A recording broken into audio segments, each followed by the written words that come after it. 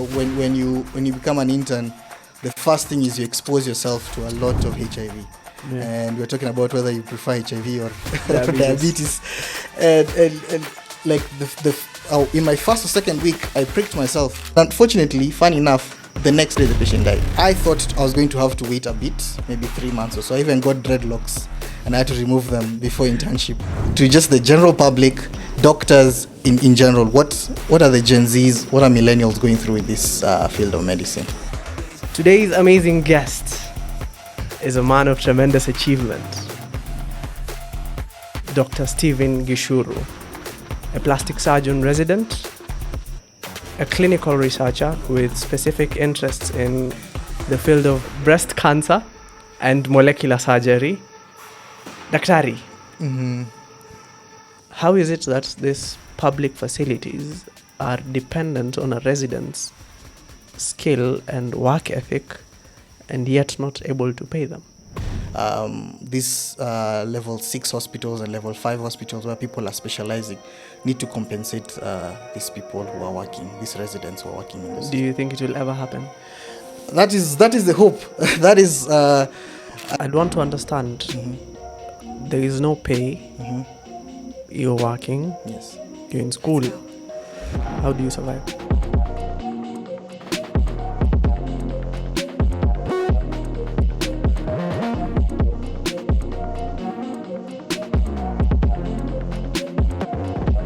Okay, so we are good to go.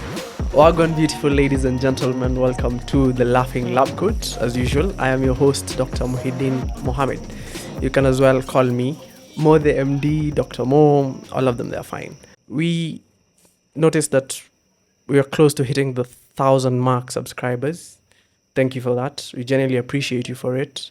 For those who haven't, join the tribe, subscribe to check out for more medical content like this. Today's amazing guest is a man of tremendous achievement, Dr. Steven Gichuru, a plastic surgeon resident, a clinical researcher with specific interests in the field of breast cancer and molecular surgery. Daktari, if someone clicked on this podcast, either in Kenya or globally, can you tell me one reason or many other reasons why they should stay and listen? Well, this is one of those opportunities where we get the conversation coming out of WhatsApp and now becoming a physical conversation that we can have. So this podcast, what I've seen is that it's allowing young people to actually come on the platform and speak out their truths. So that's what I liked about it. And even as we are having so many conversations, that point of where is the resident in this medical conversation was not coming out very clearly.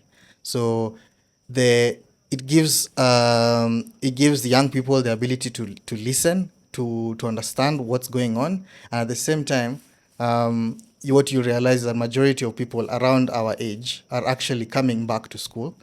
So this is some of the deficits that this podcast is able to do. So it's able to explain in a very simple, laughable manner to just the general public, doctors in general, what are the Gen Zs, what are millennials going through with this field of medicine?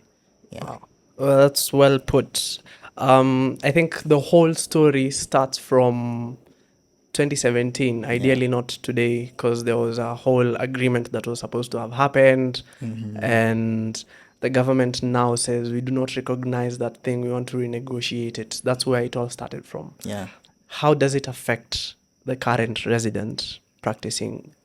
If you even look back to around that time and that agreement coming into place, and even the devolution of health, you'll find that majority of people who are residents never got absorbed by their counties, maybe because of this CBA or as a consequences of the policies that come out from that. So what you find is that majority of the students who are coming back to school, about 60%, are not employed by the counties. do not have a salary that they get every month, are not being paid for school fees, and as a result are either self-sponsored or have to look for some sort of scholarship to just pay their fees or to give them a stipend.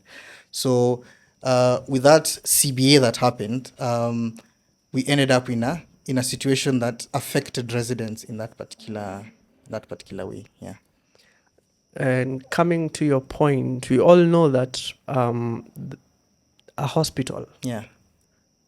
is a revenue generating facility, Yes. regardless of whether it's private or public. The only difference would be that the public sector, the revenue is probably a bit less compared to the private, because privates will charge exorbitant fees. Yes. How is it that these public facilities are dependent on a resident's skill and work ethic and yet not able to pay them? Well, that's a very difficult. Your guess is as good as mine. I don't know why we might end up in a situation where these people are not being paid. Historically, the resident had a very comfortable lifestyle, which allowed them to actually specialize and focus on this thing of actually providing specialized care. In the past, they were given accommodation, they were given food, they were given transport when they're on call. Allowances, yeah. Yeah, and they were given allowances. So these people were very comfortable as they did some of these things. So what was the last part of the question? How is it that hospitals are generating the revenue? Yeah, so yeah, that's the interesting thing is that they're generating all this income from these specialized doctors in training, yet they are not compensating them. Well, you could also look at it in another way, whereby most of them are not released from their counties. So they have to come, I don't know whether the right word is kutumia kifua, or because they were never employed in the first place, because of how expensive it might look like to employ a medical officer, most people end up having to come back by themselves. So in such a scenario, even if the hospital is producing all this money, historically, most of these institutions are not paying the doctors directly. It was coming from the national. Exchequer. Yeah, yes. So I think that conversation has not been had, whereby now we are saying these level 6 hospitals and level 5 hospitals where people are specializing need to compensate these people who are working, these residents who are working in the Do you think it will ever happen? That is the hope. That is it might not happen for me, but the point of even me coming and speaking about it was, if my child ends up coming into this particular profession and wants to be a resident and then become a specialist, I wouldn't want them to go through what myself and many other people have to go through, whereby someone is covering a night shift somewhere or covering a day shift, a very short amount of time, just to make a bit of money, just to make ends meet. This person is expected to be attentive in class, present. At the same time, they're expected to give the best care to patients. I wouldn't want them to be still thinking about the money. Okay, so I would want a situation whereby if they're going to specialize and they've chosen a path that sinks passions in their heart, then they're able to go and do it without having to think about all these other monetary situations. Yeah. Wow. So I'd want to understand, there is no pay. You're working. Yes. You're in school. How do you survive? Well, that is the interesting bit, is that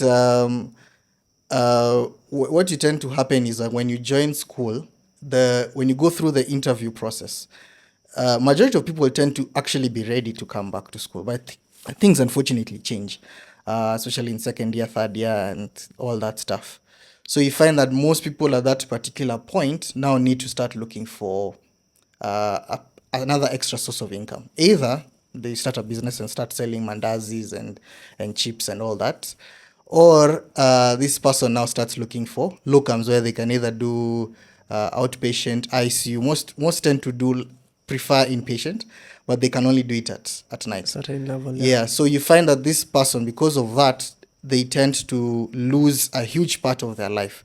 Because if you're coming from work, which is residency, you're coming from class in the morning, then you go to the hospital, you cover the shift, or you cover the unit, whatever is the happening ward, there. Yeah, all that stuff. And then again, you go and cover other patients elsewhere.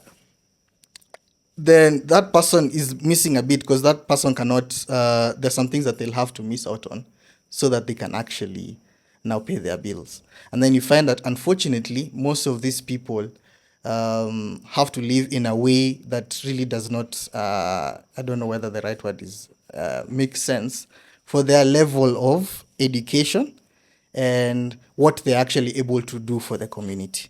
So they have to choose a place that is quite distant from the hospital, so because of the how much how much the cost of paying for the rent. For example, if someone is doing it in Kenyatta, then your choices, if you want to be within maybe 15 minutes of the hospital, is Upper Hill. You have to choose either Kilimani or Along Ngong Road. yeah, it's quite expensive, 50,000 and above. I mean, those are some of the issues. Challenges. Yeah, there's some of the challenges. Wow. And coming away from residency as a Yeah. program Yeah. and delving into the internship process, Yes. how was it like for you back then? Well, I can say that I was a bit lucky, not in terms of the work, but I was a bit lucky in terms of even this posting, and we are talking about it even before, is that even I thought I was going to have to wait a bit, maybe 3 months or so. I even got dreadlocks and I had to remove them before internship. So I was posted, I think, within like 6 weeks. And even by the time I was posted, I was not even around. I just saw it in the group and I was like, wow, I need to find a way back to Nairobi. Ilikupiga surprise. Yeah, it caught me off guard. I was really enjoying life after finishing my 6 years of training. So internship was disrupted by COVID. I did 6 months in a level 4 facility. That was my first choice of where I wanted to really go. But unfortunately, because of COVID, that center was converted to a COVID center. So it doesn't meet the criteria of a, what do they call it? Internship center, because now they're focusing purely on COVID patients. So I was transferred to another level 5 facility. So the first 6 months were not similar to the last 6 months. The first 6 months were a bit intense because we were doing hospital calls and we were just 5 of us. For the 5 units. units. Yeah, for the 5 of us. So for the 4 units. So the 5th one, now I did it in another facility. But like when we were there, we were focusing on the cause, which is internal medicine, surgery, obstetrics, and Pediatrics. And pediatrics, yes. I don't like pediatrics, that's why I forgot. But anyway, so so my first rotation was internal medicine, and I saw this on Twitter actually. Like I think when you become an intern, the first thing is you expose yourself to a lot of HIV.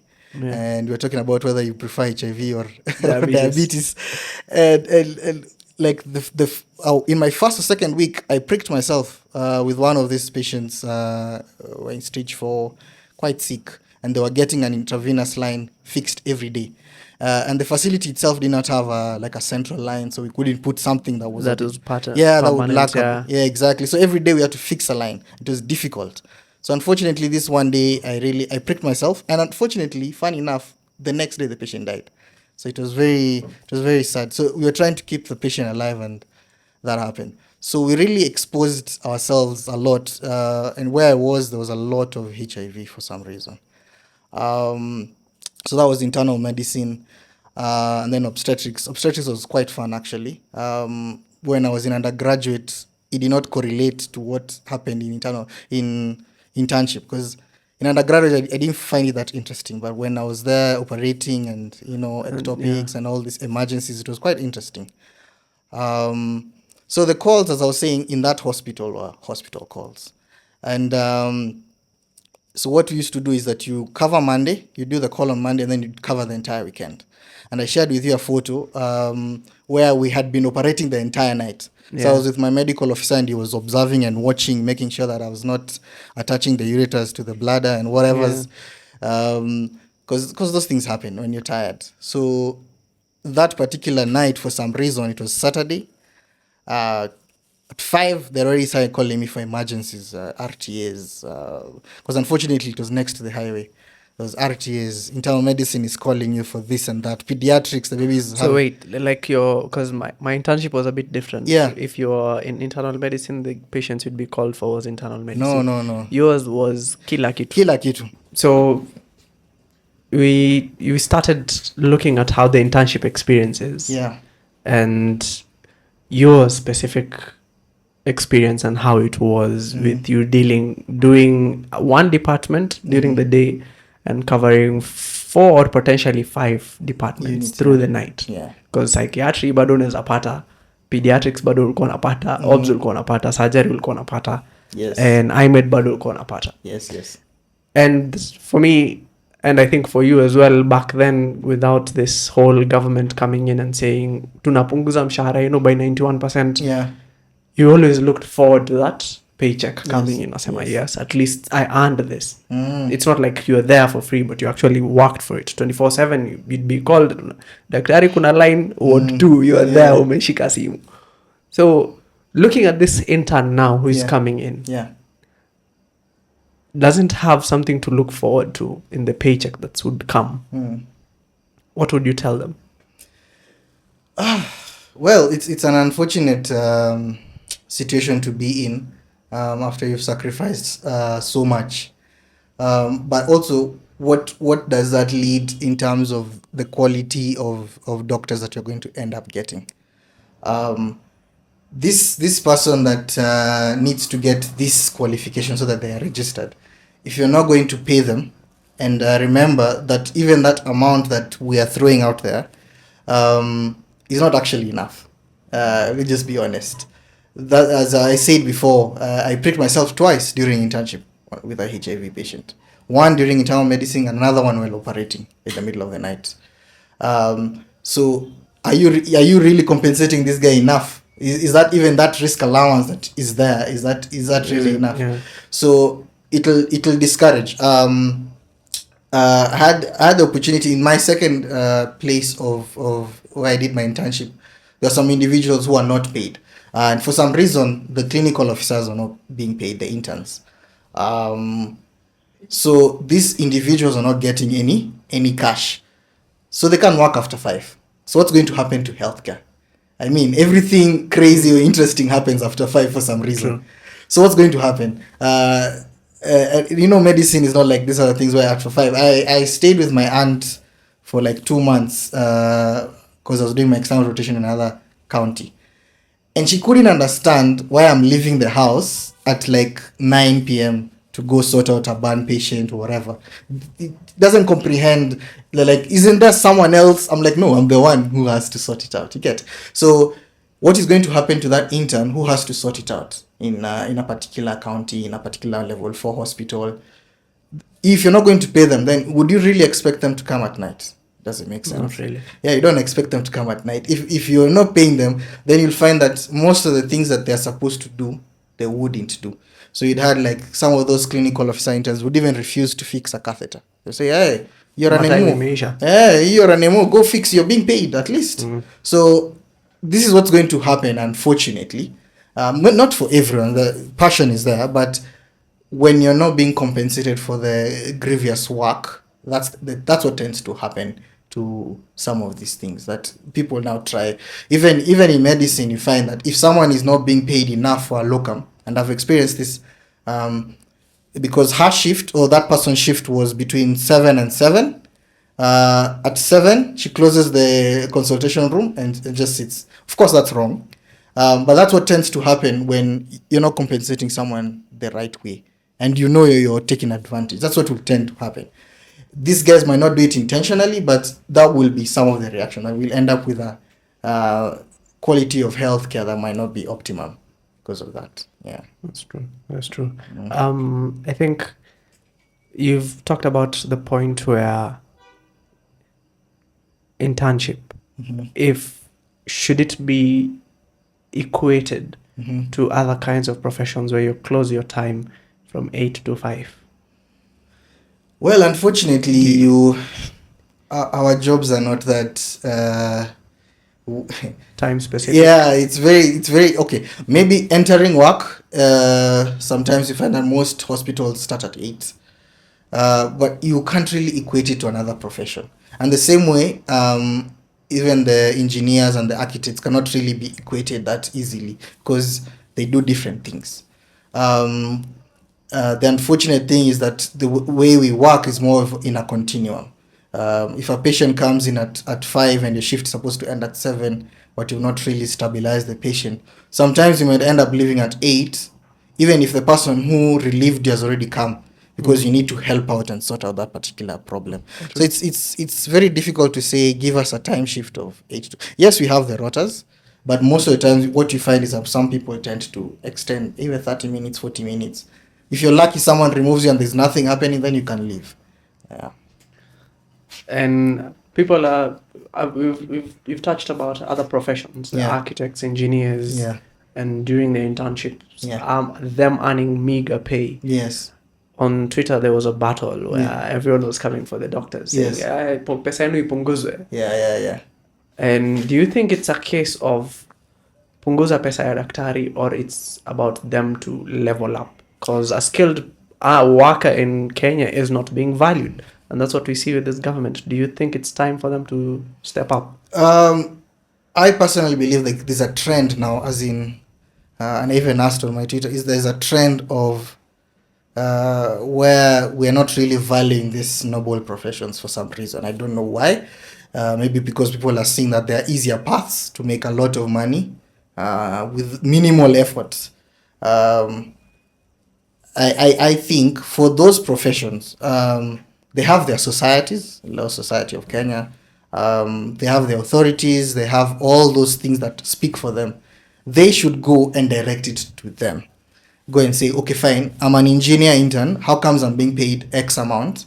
Not even to compare to doctors. This is what I offer. This is the value I bring to... Because even when you do interviews, you find that some people might not be paid the same because this person was able to articulate very clearly, this is my value.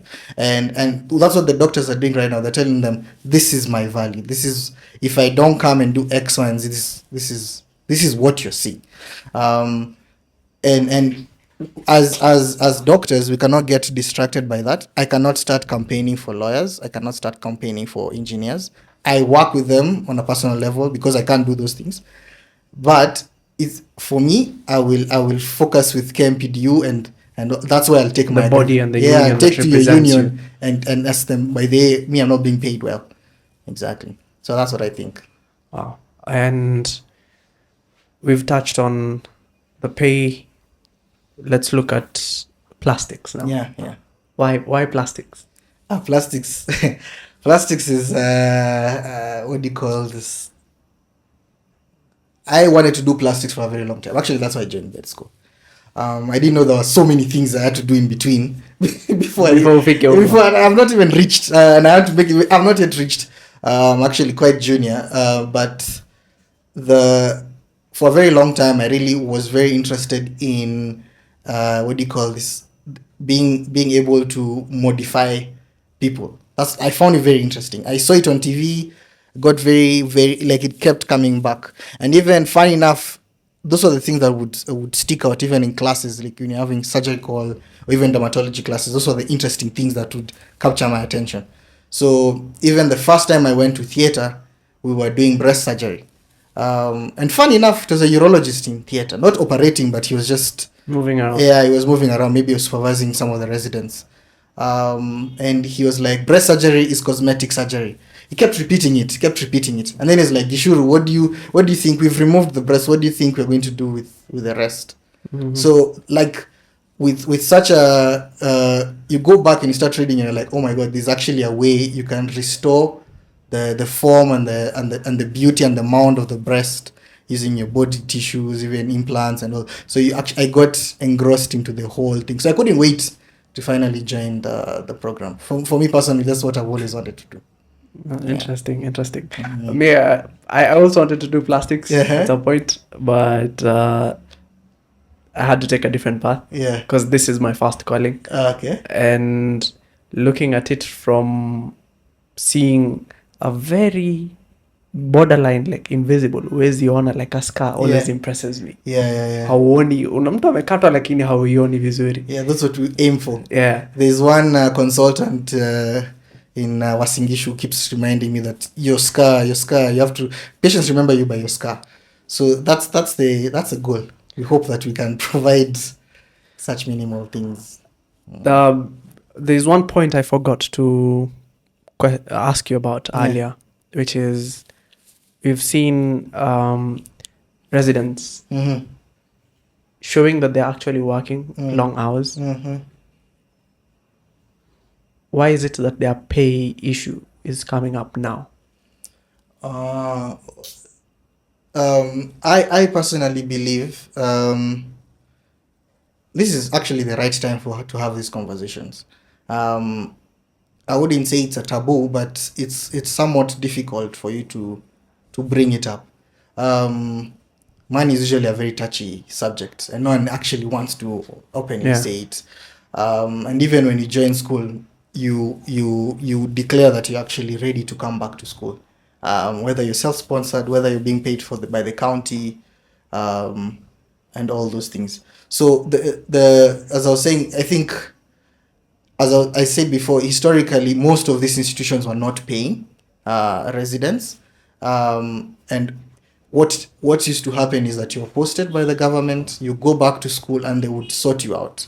Accommodation, you'd get some money and all those things. So you never really had to go back and start saying, okay, fine, I'm in level 6 somewhere, please give me something. But right now, because majority of people are not getting released, so some have to resign from those counties. Other people are not being employed in the first place. Personally, I applied to like I think 6 or 7 counties, and I was never called back for any one of them. So you can imagine, if you want to offer services to your people and really no one is, so, and you still have this passion, you go work in a private facility for whatever long, and then you come back to school. So that is a conversation that has not really been had, and this is the right time to actually have it. Yeah. And you talked about applying for county jobs. Yeah. Shaiambiwa nilipe pesa fulani nitakupea job. Actually, I won't state the county. Fun enough, the only county that actually called me back to tell me, if you want it, then you need to give us. How much was it? It was a lot of money. For an intern, it was a lot. How much? Because to like double the salary for what you get. So like 2 months worth of salary. That is the net. And you remember during that time, we weren't being taxed as much because of the COVID relief. So I was just thinking, hey. And then that time you're unemployed. So you're thinking, if I give this money, probably it's a bit of savings. What will you live on if this thing... It's 50-50. You don't know if it will go through. Yes, and also the morality of it. So will it end there? Will it end at me getting a medical officer job? When I need to go to school, do I need to also top up? And when I become a consultant, do I need to also top up? So I was just like, no, this is not for me. Unfortunately, I know some people who've gone that route. I don't know. Maybe they're doing better. I don't know. But yes, it's something quite common that it's not really doesn't come out. I don't think I've met a doctor, or a nurse, or any other healthcare professional who applied to a county job that is not connected to the individual offering that job and not being asked to pay. Yeah. That is the status of corruption ambayo iko. It's not about... There's some people who don't pay.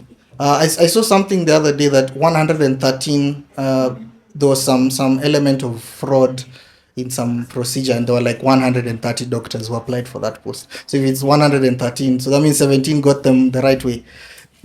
That's a bit... The numbers as hizo numbers as ingiani.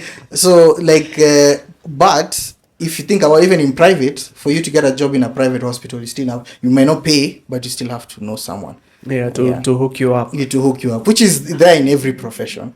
It would have been easier, and I think even Miss Keller said it in the podcast, is that, I mean, if you employed all these people, then some of these problems will not actually be there. People will not have to do locums at night as residents. People will not have to be doing funny things, some business selling cars, and all those things just to try and make ends meet, because there's more need for doctors than there are the hospitals. And fun enough, even if you employed all of them, they will still do the locums because there's need for it. There's still a deficit somewhere. I'll pose you a question which I find a bit satirical, in the sense that President Ruto ameamua ku encourage community health promoters to actually go out there and tell these patients, we mfupa yako inakani arthritis, enda hospitali onekane. Yes. But there are no doctors. Yeah. So what could you say about such a situation? Umeambia mtu enda nyumbani, villages zunguka, tafuta wale ambao wana maumivu fulani, waache kujitibu na miti shamba, waende hospitali, but there is no one in the hospital. How do you address this problem? Is it an oxymoron that you acknowledge that there's need for this person, and you acknowledge that this person is very important in the community, but then you're thinking he is not there? It's not there. It's very interesting that we're in this situation. Actually, I find it very funny that we've actually gone for this long. I assume maybe we are going to go for 1 week, 2 weeks, and then we have the conversation and people get back and all those things, because some of these things that we're discussing, even resident pay, might not be something that can be implemented overnight and say fine, give everyone the same as interns or whatever. It's not something that would be, because as I was saying, there are 532 self-sponsored residents out of, I think, 900 and something residents. So you can imagine where will they get the money to pay 532, even if they were to pay them as interns. It's very crazy. So it's interesting that they acknowledge that this, you need to go somewhere, but so you're sending someone, then they come back. It's like a government. I don't want to say government. Do you think it's but it's a government office. They send you around different places, knowing that whenever you go to that office, you're not going to be helped. I'm thinking at it from a perspective of enriching the private sector and diminishing the public sector, because that patient will still end up somewhere. And if the private sector is owned by someone with power, yes, that's a room for money. Well, I don't know whether these guys at the top have some investments in this healthcare business, but it's most people can't really afford some of these things. You tell someone to go to a private institute, they ask for 3,000 or 700, even 300 consult. They can't afford some of these guys. So either way, even if this community health worker will not go to when they're talking to some of these people, some places like Kibra, for example, you don't expect that guy is going to end up in Nairobi hospital seeking true. Yeah, on purpose, like maybe as an emergency, but they will not walk out. Hospital for the sake exactly. of it. So even if you're trying to promote private, no. That makes sense. And we've seen other bodies coming up. Yeah. And like the Law Society of Kenya, with the recent comments from IG Kome saying that doctors are becoming a public nuisance. And lawyers and advocates retaliated by saying that this is something that is there in the constitution, that they have the right to do so. Unaona hii maneno itaendaje? Hey, but by there I'm finding it very this people are using lawyers and letters to communicate, and there's nothing moving. That's the funny thing. Like, there are a lot of letters being thrown around. You do this, come back, you're being fired, or there's so many things, but nothing Concrete. Nothing. So even this thing, it's actually founded, as you're saying, in the constitution, and I might not be a legal mind and give you the article, but it's there. The thing is, up to now, we haven't had a scenario where the doctors, when they are picketing and doing all these things, have actually destroyed property and being disruptive to people. There's no evidence of the same. As a matter of fact, in the last demonstration, they were the ones who, not the police, but there were some individuals who came in and started throwing stones, and they broke the windshield of someone's car, and all those things. Hata Dr. Davji Ali. Yeah, even that. Yeah. Yeah. So he was hit on the head and all that. So if you look at that, who's supposed to be saying, "Hey, bana, pole, this situation iko iende hivi," but from now we'll, that's what I'm finding very funny, is that there are so many events that are happening, but the responses are not considerate. Like, they're not in line with what is actually happening. It's very odd. Okay, and finally, coming to the last bit Yeah. of the pod, Yeah. what would you say as a person who is representing all residents Yeah. in Kenya? Mm-hmm. What would you say to the people who are watching, to the regular Kenyan who thinks that the doctors are being too much, in the sense that they are zealous or over greedy per se, to request for all that payment? What would you tell them and say, residents are like this, interns are like this? What's your message to them?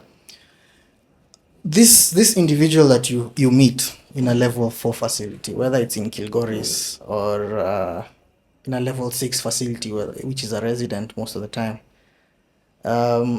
this person is actually going through a lot. Is a human being just like you, and they actually sacrifice a lot to end up in that position. So I would ask them to actually have empathy. Realize that this person has to hold off, whether it's marriage, whether it is, and I was saying some people are actually selling mandazis and chapatis and selling, and it's not to actually become rich and buy land. It is to get from January to February to March. Stopgap measure. Yeah, too. It's not. They're not trying to get rich. So put yourself in that person's shoes. Recently, one of the senior residents did a survey. I think he's in cardiothoracic. He did a survey to just look at the public. How many people who actually, do they know that doctors are being paid in level 6, residents specifically? Do they know that the residents that they are seeing in this level 6 and level 5s, are they paid? And they found about 60% of them Don't know. they don't know. They assume that you're actually being paid. So that shows that the public recognizes that this person that is serving them is actually supposed to be paid. They're supposed to. That's a very easy conclusion to come by. So that means that this person understands that whatever work that you're doing needs to be compensated for in some way. So when you say that this person is being greedy, you'll have to ask yourself, when you showed up at that level 6 at 2 a.m. and someone came, or when you waited in line for too long because that particular institution only had one doctor who had to deal with all, like me, I had to deal with ops guy, and I was in theater doing 5 cases, and then now I come and deal with whatever it is that's happening outside of the theater. You have to realize that this guy is actually going through a lot. And what they're asking for is actually very little, given the sacrifice that they're giving in terms of their spiritual health, in terms of their mental health, in terms of their social interaction with people, sometimes even their physical health. You are working for that long, close to 72 hours without sleep. Physically, that's not normal. Not many people go through that. And even in the spirit of me being very interested in breast cancer, nurses who work night shifts, the female nurses work night shift, have a higher risk of getting breast cancer. So you can imagine. So all of us are really putting ourselves at risk especially for a huge portion of our youth.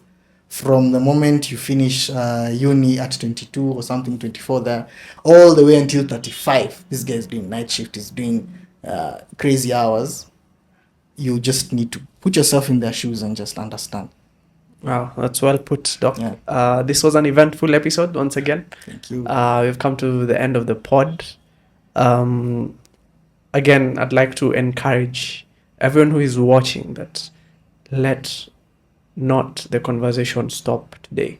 It is something that has to keep going on and on and on until the people who are in charge, the politicians who are making the policies, understand that doctors are humans too. Engineers are other skilled professions, and coming for doctors or architects coming for doctors because of their demands and allowing them to belittle their pay is a baseless argument. you all fight for the value that you provide to the community. Architects, you provide a certain value, fight for that value. Engineers, you provide a certain value, fight for your value. Doctors provide a certain value, fight for your value. So it is time Kenya learned that the skilled professional is someone who needs to be worthy and valued for what they are offering, and not just about baseless arguments which are currently going on. I think, anyways, this is the last bit of it. Laughing Lab Coat. Peace out. Like, subscribe, do everything that you're supposed to do.